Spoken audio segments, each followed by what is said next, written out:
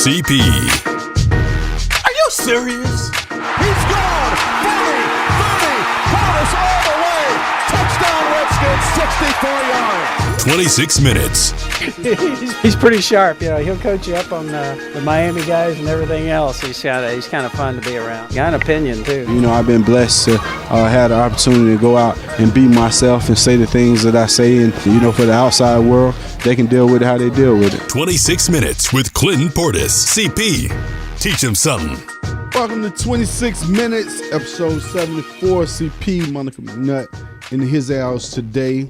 Rainy day, gloomy day. This day just seemed weird coming in. Then we get in and Stevie's sitting here in silence. She's sitting on the TV looking at the desk. I thought that was so backwards. Like, Stevie, what are you doing? But we're here nonetheless. Episode 74. Good news for the Washington Redskins. Darius Guice. Maybe only a sprain. That's what reports say, and I hope that's the case, because when I saw that initial hit, it was a great hit, a great tackle by the defender, a clean tackle by the defender, and it was nothing he could possibly do. And first thing I thought was, I hope that's just a clean, I hope that's just a hard hit on the knee that shocked him, and that it wasn't major. And, once you saw him on the sideline, he seemed to be in good spirits. But I thought back to week one, and it was like the same way. So I had an opportunity to go down in the training room, just to chop it up with him, to check on him, to see how he was doing. And I told him, I said, man, I thought that was a clean shot, and it just shocked you. And he was like, man, it shocked the heck out of me. He was like, that hit, like, he was like, I didn't know what to do. And it was just one of those shockers. So he seemed to be in good spirits, a good thing. I just feel as at this point, after 3 weeks and realizing what he brings to this offense and how special the combination of the young guys could possibly be, I think at this point you have to shut him down. There's nothing to be gained. It's nothing that you could possibly gain out of having Guice on the field, especially now that you're out of the playoffs at 3-10.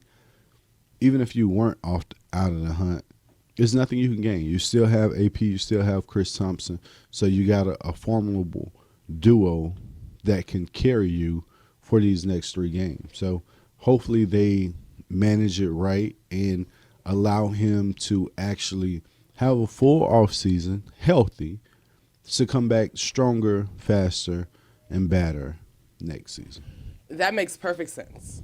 But is Darius trying to hear that? Because I feel like he's never not trying to play. No, I think after this shot, he hears everything. Okay. I think he would like to play, but it's still pointless. Like, you're going to miss this week, and you're coming back for the Giants and the Cowboys just to say, I played the last 2 games. You played, I played 6 games. It's pointless. I just feel as if for all of the treatment and everything that he's endured since entering the NFL, here's your opportunity to manage his health and allow him to fully recover, like to fully strengthen. You think about him coming back in the preseason this year, it was limited. And all of a sudden, when he finally was full go, he was announced starter. He wasn't announced full go until like week 3 of the preseason. And then all of a sudden, he was a starter opening week. And he gets injured, and now he come back and he provided a spark for those 3 weeks that he was on the field. I just feel like it's time to, go rest. You know what I mean? Just go rest. No rehab. Just go rest. Take the time off. Be around the team still, but this offseason, rest. Come back in March ready to work. Yeah. I guess, because if we rewind, and not so much about Darius have we had this conversation, but we wanted to see the young guys. We wanted to see what we were building on. And to your point, we have seen flashes of brilliance. I guess my only question on that thought process is, that's just a smart business decision as opposed to being overly cautious. That's both. That's both. That's a smart business decision because you know he will be back next year. And being cautious is the next thing. You know he's tried everything. And again, it's one of those you gotta keep the player out of his own way. And I said the same thing about Haskins, which we were discussing before the show. Him hobbled, a lot of opinions come out of the game. And the caller actually told me I was a hater of Dwayne Haskins. I said, sir, you obviously haven't listened to me. Not at all. You obviously Why? Because Why I'm do a you say huge that? fan of Dwayne Haskins, first off, and I want Dwayne Haskins to succeed. But knowing all the pieces around Dwayne Haskins and that this wasn't the best opportunity for him, I've always been an advocate of saying save him from himself. And now that he's on the field and it seems exposed where he's learning on the go under a coaching change and a new voice as an offensive coordinator and a lot of things that he's learning on the go, I have to be honest about Haskins' performance. And if I have to be honest and I go play to play, I have to tell you, he did good, he did bad. Oh, this is horrible. This wasn't his fault. So that's what I do. And just watching him in this past week. Now, that final drive or that final quarter, I don't think you want anyone else on the field besides Haskins because you see the competitiveness in him to take charge to lead the team, which is always applaudable. But we've already knew he was capable of that. We always knew. You knew. He was a competitor. Right. But do you feel confident in that statement that we knew? Because he was a competitor. And that he would, yeah. So we knew he was a competitor. That was never a question. The things that we questioned is accuracy, is leadership, which he's grown. And I think the team respects that. I think a lot of guys in the locker room look at him, and we had Harmon on, and he talked about the maturity as well. So it's not like we're giving you some information you don't know. So he's grown, and I think he'll continue to grow. It's just at times when you want to so badly direct the ship and be the king. Be the guy. Yeah. Understand, every king had to be a prince first. So be the prince. You don't need to take over. You know what I mean? I need you to show steps, which I think he's doing because that pass to McLaurin, that pass was excellent. Not only was that an excellent pass, the catch was even better than the pass.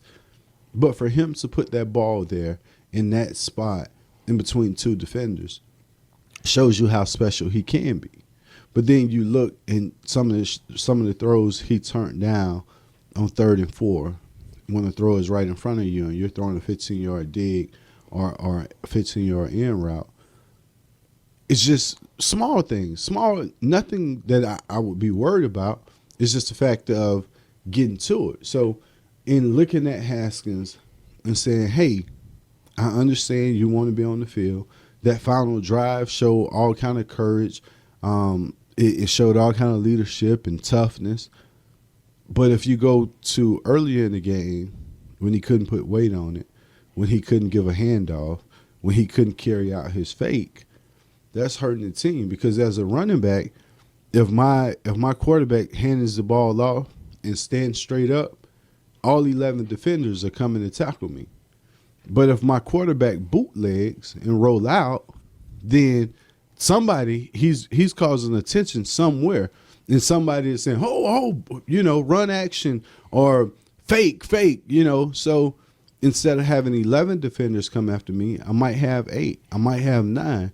But it's better odds than having all 11. So I just felt like it was points in the game that looked like obvious pain that he should have already been out.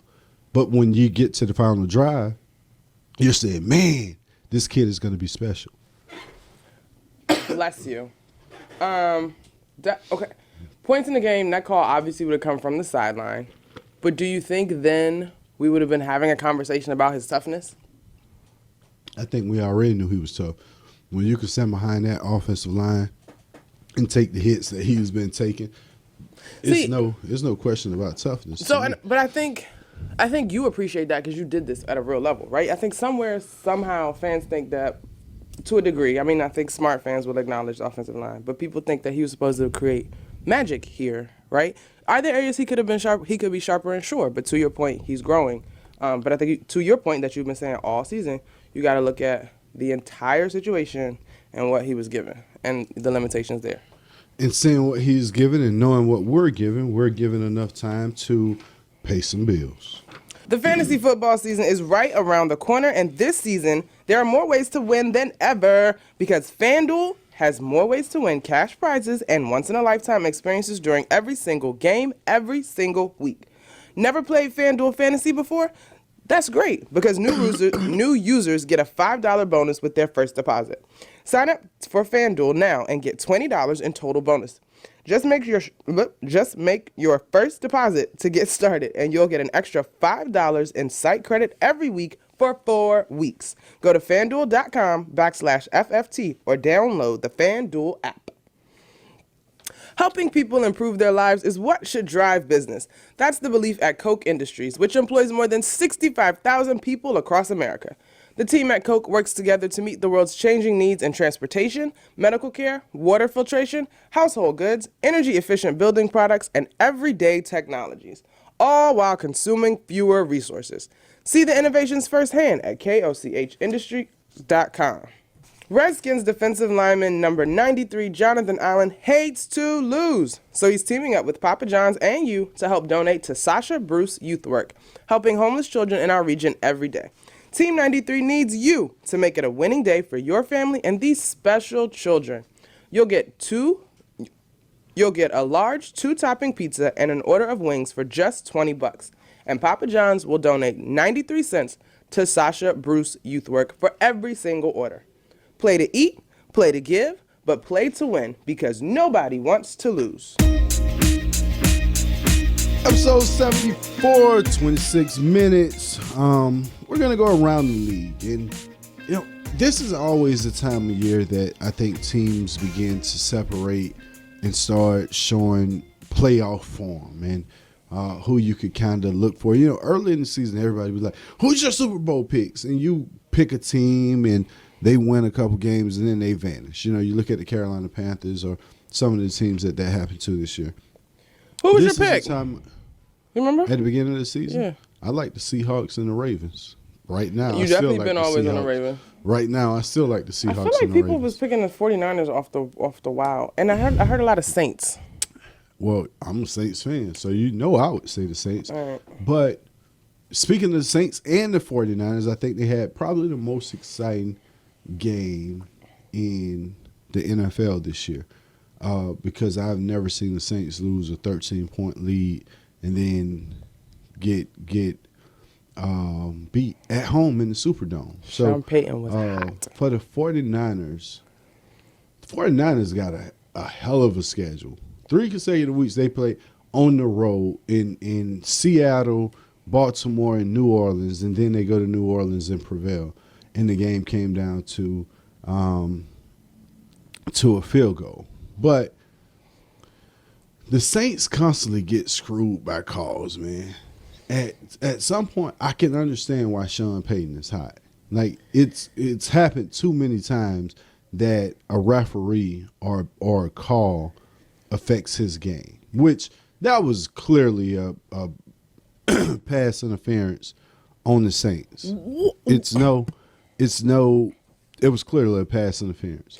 It's okay, boom. So what is the point of all these systems and blah blah blah if we can't get it right? And it to your point, it keeps continuing to be the Saints. Yeah, it is. I would feel as Sean Payton or Drew Brees, like I would be really annoyed because that's constantly cost them a golden opportunity. And right now it doesn't seem so obvious, but that could have possibly cost them the number 1 seed in the playoffs. And if it did, that means you don't have to come through New Orleans. You got to go through San Fran, which everyone wants to be the number 1 seed. But I just think the Saints get a bad break. they get a bad break every year. But you would think that officials on a game involving the Saints would also be keenly aware of that and be alert. Think, and even the league to a degree. You would think, but it's like they're clueless. Or it's like, oh, well, when you look at the attitude of some of these referees, and, I understand as a referee you hate to be questioned, but they get it wrong often. And you go back a couple weeks ago where you had the Rockets in San Antonio and a bad call. That was wild. Started a spiraling downfall for the Rockets, who, when you look at refs, it's just like one of those situations where you don't want to disrespect them. But at the same time, some things are so obvious, and then it's like they're calling in to headquarters, and headquarters get it wrong. That's the part that irks me. Like, if we're going to have all these systems and flags and challenges, and we're getting to the top person that makes refereeing decisions, like, somebody's got to get it right. Well, they still get it wrong. But just looking around the league, the Saints and 49ers, I think that's going to be a good playoff matchup, especially if they have to go to San Fran. I think it's going to be a lot of energy, and they're going to try to return that, bring the noise that Drew Who are you taking Brees. if that happens? I'm going with I'm going with the Saints, regardless. Was that your true self that answered first, though? I'm always going to be a Saints You fan. almost said 49ers. No, bro. I was about to say I'm going against the okay. 49ers. So I'll always be a Saints fan. But then you look around the league and you think, like, Seattle, who had been playing so good, and they just beat San Fran, and, everything that's coming out of Seattle. And now all of a sudden they go get demolished by the Rams. And the Rams look to slide back in contention and, look like the team that we expected, that's using Todd Gurley and that just went to the Super Bowl because they were having a Super Bowl hang-up. Had you written the Rams out, though? I mean, I know you're high on the Seahawks, and rightfully so, but had the Rams been written off for you? Kind of, just because the defense was not the same. They traded the corner away. You don't have Sue. So that defense that was dominant last year is not the same. You went out and you got Jalen Ramsey and you got rid of Marcus Peters, but I think Peters ended up in the best situation possible for him and going to the Baltimore Ravens. And you just look at that Rams team, it's like that most teams that lose the Super Bowl outside of the Patriots have that hang up. You look at the Falcons, the Eagles. When they lost, they never recovered. You look at the Eagles now. The Eagles were stink last night. But for them to pull that game out after being down 17-3, receiving core, horrible. Quarterback, Wentz, didn't look good to me. And they found a way to win. And Zach Ertz, who should get a lot of credit, was the only player that came through. And in the clutch, Wentz made plays. But for 3.5 quarters of that game, Wentz was horrible. We've had tons of questions about their identity all season, though. And shout out to Zach Ertz, the one time where it sort of kind of mattered, but I still lost my fantasy game. He showed up big. And you just look at that Philly team. I thought Fletcher Cox would just be the beast last night. And you knew that Eli was getting another opportunity to start and that they were going to be excited. But I just questioned so much with the Eagles' defensive play call. And we've seen this because Dante Jackson in Carolina had a situation where he kind of said the same exact thing that happened in the Eagles game. Dante Jackson gave up a huge touchdown to the Falcons this weekend, and he called out his coach. He said, "Why are we in zero blitz with no help against Matt Ryan on third and long? I'm on the island. Like, what am I supposed to do?" And I seen the move. It was a great throw by Matt Ryan. I think it went for 96 yards, a 92-yard touchdown or something, the longest receiving touchdown this season. But then I watched the Eagles, and they were doing the exact same thing. Third down, no safety, single, and Darby was getting demolished on the outside. And I just looked at the situation like, for play calling, you got to put your players in a better position. Now, the players still got to make plays, but you got to put them in a better position. Give me a safety or something. At least give me a single high safety. But you're zero blitz all out, and the blitz doesn't get there. gave up a huge touchdown off a missed tackle. Then you gave up another one before the half. What's the code, right? Because if Dante Jackson clearly put that out there in the media, it wasn't me. It was what we were in. And then we've got your boy Baker throwing the medical staff under the bus lately. Like, what is the code? When somebody is in the media, player particularly, makes a statement that has plausible deniability, right? Puts responsibility elsewhere. Is that like a breach? Like, how does that play back in the locker room? Well, often people tell players they need to be loyal to the organization. And then those players end up playing somewhere else, and the organization wasn't loyal to them. I always felt like as a player, honesty was your best opportunity. If I'm being honest about something, I'm not throwing anyone under the bus. I'm not deflecting blame. If I stunk up in a game, then I stunk it up. And I accept that because next week someone's going to pay for that. But if I was in a position that I couldn't win in the beginning and the organization watched me fail, now my annoyance brings out my honesty, where it may seem like I'm calling someone out or I'm pointing someone out, but that's been boiling up because I knew this wasn't working in the beginning. And obviously we've had this discussion and nothing changed. So now that it's became obvious to the fan or to whoever is watching, no, I've tried to address this internally. Got it. And now it's out of my control, and I'm just speaking my piece because it's reached that point. Got it. Okay. Like we reached the point of paying the bills. Hey fans, don't forget that all new for this year, you can watch the Redskins on Yahoo Sports or the official Redskins app. Free on your phone or tablet. Download the Redskins app today. Geographic and device restrictions apply. Local and primetime games only. Data charges may apply. Like any great roster, the Virginia Lottery's lineup of holiday games features different and impressive stars.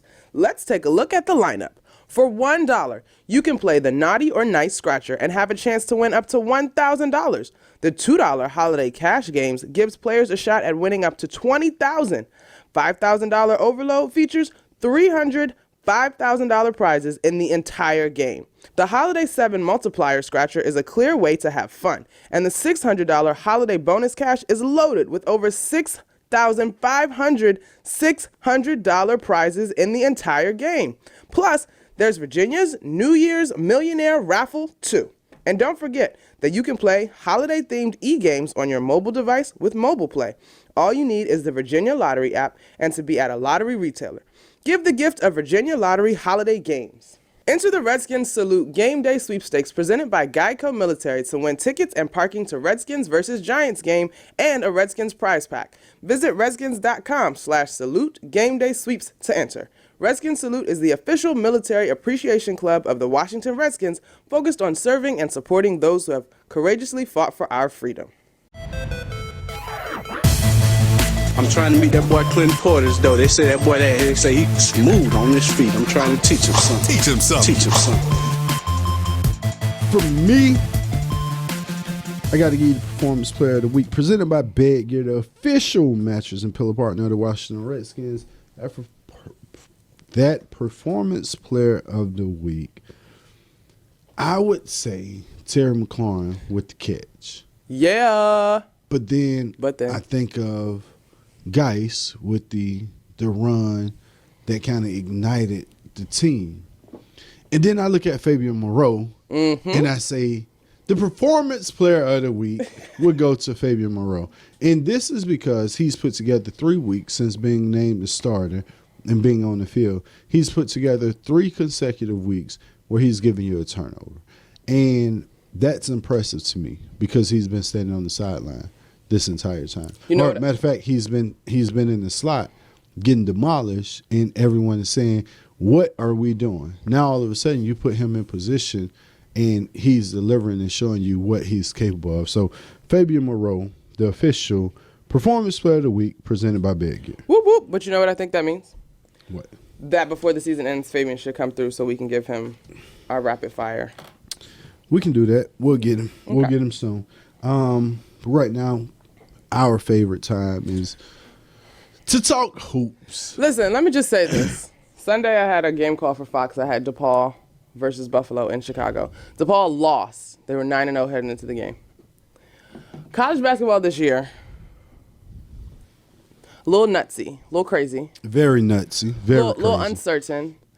I'm curious about the talent. Like I know I don't want to skip the season, but I'm curious to see what the buzz will be come combine time and who are guys that people are really excited about. Because other than the kid at Memphis, who is going to end up sitting, and I get Cole Anthony, like people talking about him, Jordan Ward at Louisville, Louisville or whatever. I just don't like it. And maybe it's coming off of Zion. Nothing's going to compare. But This is what I think it is. Everyone is Zion. Everyone is hoping for that opportunity, and everyone's mind is already made up of one and done. So one of my teammates' son, Vernon Carey, is at Duke, and he's a star. He's playing good, I like him, though. Coming out of high school. But I think the mentality, when you watch him play, and I see a big man stand outside the three-point line, just wait for his opportunity to shoot a three. Bro, you're bigger than everybody. Go down low, bang. Your jump shot is a plus. But you already have an advantage because no one else is your size. No one else is that strong. So you could dominate. I watched Blake Griffin last night. Mm-hmm. And in LA, in college, when Blake was at Oklahoma, I used to be so excited about Blake Griffin. Like, I used to be like, oh, man, he dope. He went to the Clippers, and they had the little Lob City thing, and it looked good. But I watched Blake Griffin last night, and I realized how deep basketball had fallen. Blake Griffin couldn't post up J.J. Redick. But that's never been – once he left Oklahoma, that was never Blake, though. J.J. Redick. I feel you. Is – 6'4" shooting guard. Blake Griffin is a power forward. I get you. If you can't back down J.J. Redick and you can't turn and make a play at the bucket, like, it's something wrong. But remember, Blake Griffin stood at the top of the key on every set. When they come down, I'm expecting to see him run into the screen, top of the key. And he's passing the ball around and taking threes. That's not your game. Get to the bucket. You're a high flyer. You're a dunker. All of a sudden, you taking fadeaways and you're taking three-pointers. But I think that's the part. His game was so heavily predicated on his athletic ability. Some years and a couple injuries later, he's not the same. And so he's in a weird place, almost, not quite as bad, but reminiscent of Dwight Howard, kind of adjusting to the new way we play in the NBA in terms of figuring out what his game looks like now at that position in a positionless league minus all his athleticism. I watched Dwight Howard the same way, and I thought the same thing. But Blake Griffin, hold on. I have to tell you about these sequences that I saw Blake Griffin on defense, where he constantly never came to help, and you got a man, and you know this man is driving. Not one time, like I actually saw him turn his back on his teammate once he saw his teammate was beat. Like, and he gets out of the way. So it's obvious either I'm not picking up the foul and he wasn't in foul trouble, or no, that's your man. Like, you help out. If you see someone get beat off the dribble, you step in front, put your hands up, take the charge, or you attempt to block the shot. Bro, he moved out of the way. Then I watched Dwight Howard, and he's become one of the friendliest basketball players of all time. Every time you see Dwight Howard, if you watch Dwight Howard at the free throw line, next time you're paying attention, when another team is shooting free throws and he's in the game, he's always trying to catch the ball and throw it back with like let's play catch, like friendly. And I'm starting to notice, it's crazy because I pay attention to stuff like this. Everybody else get the ball, and he like, come on, give it to me. And they like so disrespectful to him. And then he always end up turning around like, but you can look at other players and see they don't respect him. Like, that was the whole joke when he went back to LA. Like, okay, here we go again. Yeah, but I think he fits in LA for his role. Keep his little goofy things aside, but he's making it work. I agree. Yeah, but players don't respect him. And for college basketball, that's how this discussion started. But not only do players have to do better, coaches have to do better, because coaches allow these players to you are in. Normally, when you're closing out a game, you're up, right? You come down. If the team is not fouling you, you attempt to run the play clock down and get to the bucket to get a shot. No, not now. You could be up 3, and it's a 2-possession game, and you should hold the ball. They come down and fire a quick shot, like, oh, we're going to get another shot. We have not seen fantastic college basketball across the board. I'm trying to think of the best game we've seen this year on the college ranks. The other day, for me, it would be Texas Tech DePaul. That's the best game I've seen. I just don't think it's been good games, and we constantly see these undefeated teams lose. As you said, undefeated teams losing to. Nobody was going to run the table this year, though. But Buffalo. You don't have to run the table. You have to have more pride. Kentucky should never lose to Evansville. Hey, I love it. The chaos. This isn't even March Madness. Like, you have those Cinderella stories. So do you not? Okay, if there's a camp out there that is arguing about parity this year being at an all-time high, anybody could lose on any given day, which is why we play the game. Evansville, and the same thing with Duke, FSU, senior, junior-led rosters, guys with seasoning, understanding, maturity. They just went in and knocked off these young guns. I don't have an issue with that. I think it makes it fun. I understand your point about your blue bloods. That's never supposed to happen at this point. But that also gave us UMBC Virginia, and then Virginia turns back around and wins the national title, which I think is one of the best sports stories out there.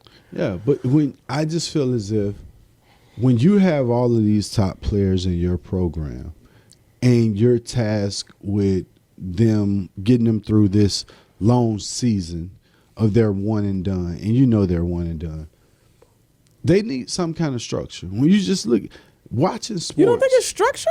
No, I don't think. What kind of program you trying to run? Not structure. They need more understanding. I don't think. How much of that is on the coaches versus the kids, though? That's what I'm saying. The coaches. I don't think the kids today understand the game. Like, I grew up watching the Bad Boys. But you grew up studying and consuming. I don't know that the athletes are consuming it the way that y'all did. It's just they want to play. Right. It's well, they want to highlight. It's yeah. Let me dribble. It's everything is highlight. If I'm talking to my son, he's excited about a highlight play, and he broke him. I said, listen, the best part of this play was the finish. He used the backboard to lay the ball up. Like, that's a guaranteed 2 points, because you break somebody and cross them up and then hit a fadeaway. That's a high percentage shot. And when it goes in, it's exciting, but you miss more of those. It only counts for the same shot. 2 points. Like, shots only count 1, 2, and 3 points in the NBA. It's no, you crossed him up or you broke him, as the kids would call it. Oh, he got broke. So when you break somebody, it's not like you get extra points. Right. What you're looking at is the finish. Like, free throws, they're gimmies. Teams are shooting 50% and 60% from the free throw line, but they're shooting 50% from the three-point line. How can you shoot three-pointers and can't shoot free throws? I'm with you 100%. I hate missed free throws. On the NBA, though, Brooklyn rolling without Kyrie. Big deal, little deal, not a deal at all. I think I listen to Coach Atkinson, and they don't have Karis LeVert, and he said the same thing. Bro, that's not even my focus. We're a better team with those two, but it's not even in consideration. I'm worried about the guys that's on the court. And I thought that was a great answer. Be worried about what you do have. You can't get into, when KD come, what's going to happen? Or when Kyrie return. He said Kyrie has to go through practice. We have to get into a routine before Kyrie gets back on this court. Until then, I'm tasked with coaching this team and figuring out a way to win. And right now, he's winning. I don't think I think that's a really smart statement from Atkinson, who is a sharp dude. But I just think people forget that it wasn't like Kyrie and KD went to save Brooklyn. Yeah, like, they Brooklyn were was playoffs. good last year. Like, exactly. What are we doing? But they did get rid of a lot of players. They did. The roster has changed. I will give you that. I just think Kenny Atkinson is a great basketball mind. But speaking of great finishes last night, Buddy Hield and company, Bielitsa. That was a dagger. First of all, your boy Russell's take. What would have been the go-ahead basket. Man. You see how he waved Harden off? Listen, everybody congratulated him on the sideline. Everybody was hyped. Harden never went over. He had this look at Russell like, that's my shot. All right? Don't try that again. The commentators made it play like the call was D'Antoni was to use Harden as I don't remember where Harden was standing, but as a decoy. He was standing at the top of the key, and Russ never even looked at him. Russ knew he was getting to the lightning ring, and thunder. Which I love that, because everybody on that final shot, you're up. I mean, the game is tied. Mm-hmm. You're just trying to get to the line and run the time off the clock. No one wants to get to the bucket anymore. That's a fadeaway 3 from half court for any other player at this point outside of Russ. But before we let it go, I was watching, just so happened my TV was on. This is not something I sought out to do. Oh, God, where are we going? I was watching the Miss Universe pageant. Hey, can we just give a shout out to, I can't pronounce her name, because when I saw her, I was like, oh, that's my hair. Like, look at her. Listen, so I'm watching the Miss Universe pageant, and all the contestants, I think it was a lot that did great. But I kind of called it. I said Puerto Rico, Colombia, South Africa, Mexico, and somebody. So I kind of called the finalists. I kind of called it. But for her answers, I have to applaud her for her answers. Now, hold on, let's get her name in. We're just going to call her Zoe Tunzi. Zoe Zabini? I think that's it. Zoe Zabini Tunzi of South Africa. Miss South Africa won the Miss Universe pageant. But her answers, it wasn't because she was a beautiful young lady, but her answers were so on point, and you could tell they weren't rehearsed. They were heartfelt. When they were in the top 5, I said, oh, before they got to the top 5, I said she's going to win. But after her answer in the top 5, I said she's definitely going to win. It's no way possible she can answer that good of a question and not win. So shouts out to her for the empowerment of our young youth. Yes, because something that she said was, women are in such powerful positions that they need to understand. And I get so tired of social media and everything else that women kind of give you an image of themselves that they hate for you to approach them on. They hate for you to call them out on. But everyone is something that they're not, or pretending to be something that they're not. So for her answer, I just thought that was heartfelt. This was the one about leadership? That was dope. I can't remember. Yeah, right. That was a really strong answer, talking about the opportunities that women should have. Thanks for taking that moment, CP. That made me feel good. It was awesome. Black power. Black power, short natural hair power. Like, to see her on that stage, I was like, I didn't watch the competition at all, but when I found out she won, I went and did a little research on her. She's amazing. Just shouts out to the women that don't get the credit, like Stevie behind. Shout out to Stevie. That makes us look good. That's it for 26 minutes. Episode 74. We're out. Are uninvited pests ruining your plans? Let PMSI, the pest control partner of the Washington Redskins, handle it for you.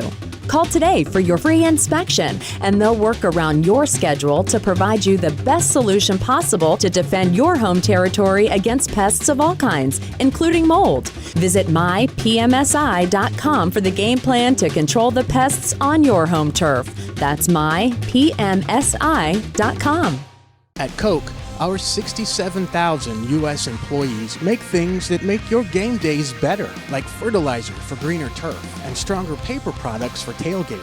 Viewing the game from your couch? Coke also makes the electronic components and TVs and smart devices so you can watch your Redskins victory anywhere. Coke, we make that. See it all at KOCHmakesthat.com. That's CokeMakesThat.com.